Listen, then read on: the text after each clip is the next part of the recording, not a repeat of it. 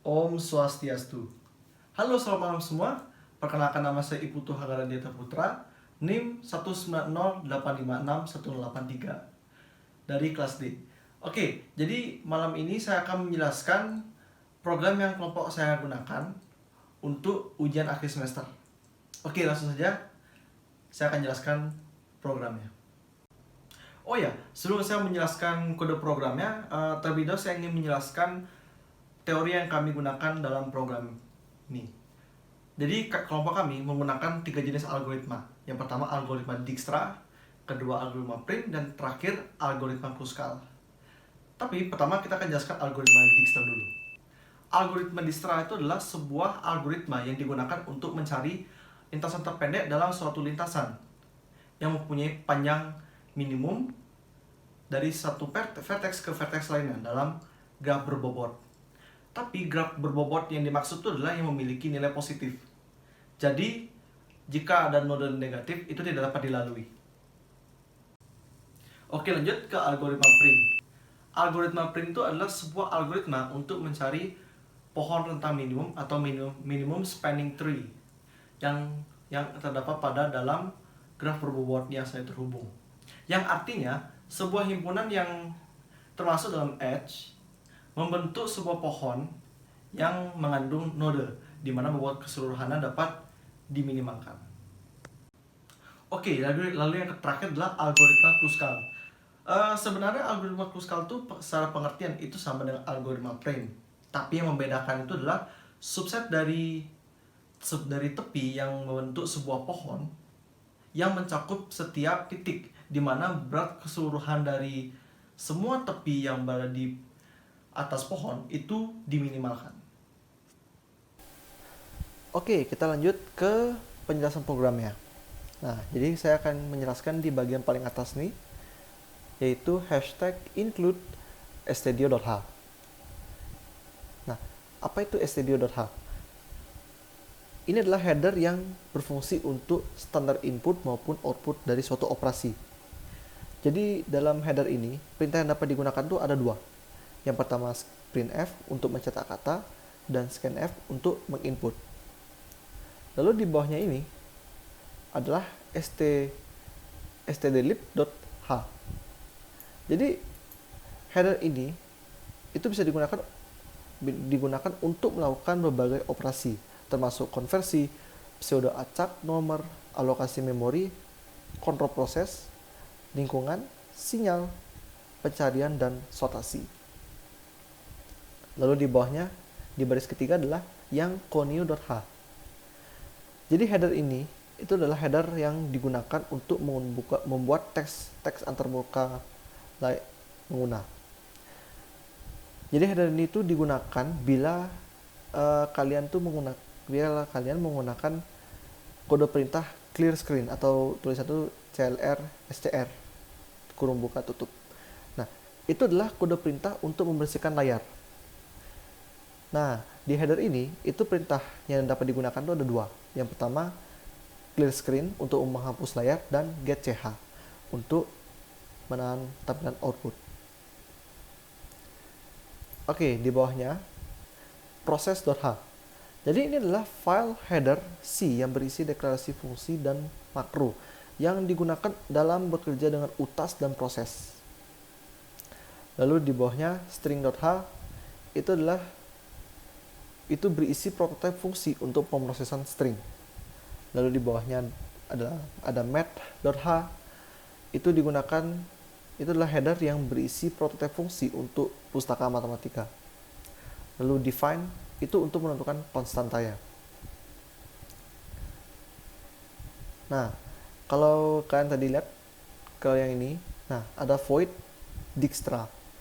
Nah, void ini itu adalah sebuah fungsi prosedur. Jadi di fungsi void ini itu tidak mengembalikan nilai keluaran. Jadi tidak ada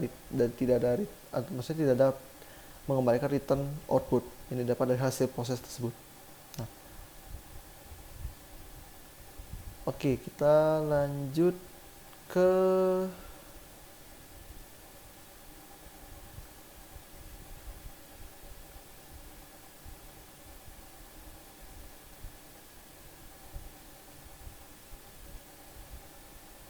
Nah, ini dia. Saya tadi kesulitan mencarinya. Nah, kita lanjut ke temp. Temp itu adalah variabel biasa untuk temporary. Jadi inilah untuk seperti penyimpanan sementara itu. Lalu ada int atau integer. Kalian tahu dengan integer itu adalah sebuah variabel untuk menampung angka bulat positif maupun negatif. Oke, kita. Oh ya, sambil saya mencari kode-kode yang lain. Nah, jadi keseluruhan kode program ini kami pakai dengan metode linked list. Nah, apa itu linked list? Linked list itu adalah sebuah metode untuk menyimpan data dengan struktur sehingga dapat secara otomatis menciptakan suatu tempat di memori untuk menyimpan data yang dibutuhkan. Nah, dalam program ini yang menggunakan linked list itu untuk header case 1, 2, dan 3. Nah, lalu kita lanjut ke di sini. Nah, ini dia ini adalah kode perintah switch yang itu adalah salah satu kode program percabangan. Sebenarnya kita bisa memakai if else atau switch, tapi di kelompok kami menggunakan switch. Lanjut kita balik ke atas lagi. Nah,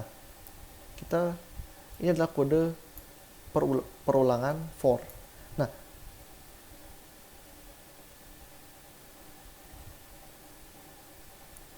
oh ya, tadi maaf, terlewat tadi ada percabangan if juga. Kami pakai percabangan if di sini.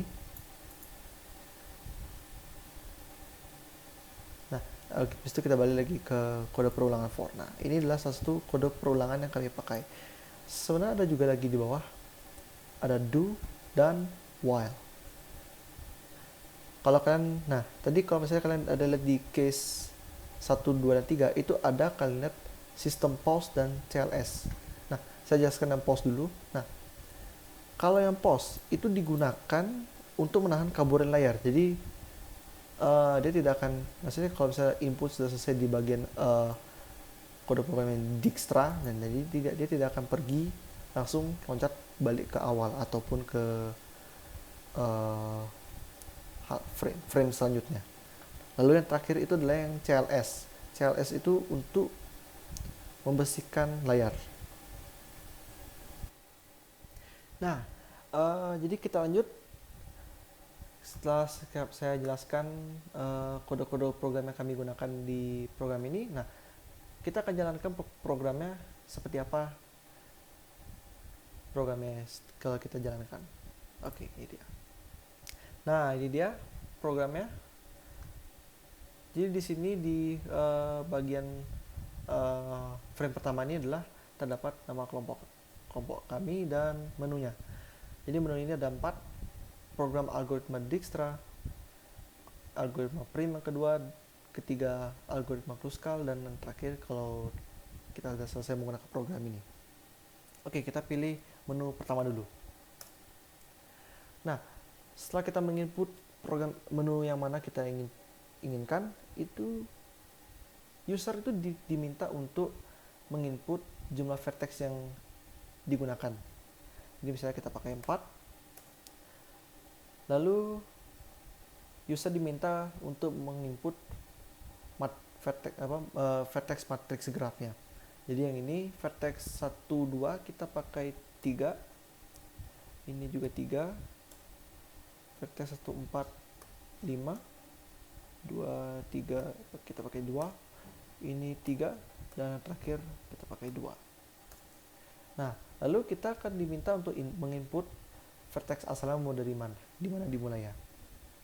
Kita pakai yang 1, dan inilah dia hasilnya. Oke, bagaimana kalau kita pilih yang menu kedua? Sebenarnya sama seperti yang menu yang pertama, kita diminta untuk menginput jumlah vertex terlebih dahulu. Kita pakai jumlahnya 4 juga sama seperti tadi. Vertex 1, 2 nya kita pakai 3, ini 3, Ini 5, 2, 6, dan 6. Nah, lalu kita akan diminta untuk masukkan vertex awal yang akan dipilih. Kita pakai satu. Nah, ini dia hasilnya. Di sini. Ini dia hasilnya. Oke, nah ini kita pilih yang menu terakhir, algoritma Kruskal. Ya, kita inputkan saja. Jadi karena semua ini sama, jadi kita diminta untuk menginput jumlah vertex, lalu kita akan masukkan angka-angka dari masing-masing vertex. Gitu. Kita pakai yang 4 juga. 1, 2, 3. Ini yang 3 juga. Ini 6, 2, 5, dan 2.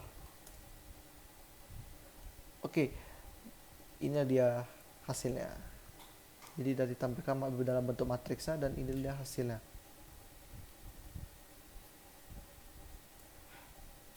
Oke, jadi itulah dia program dari kelompok kami.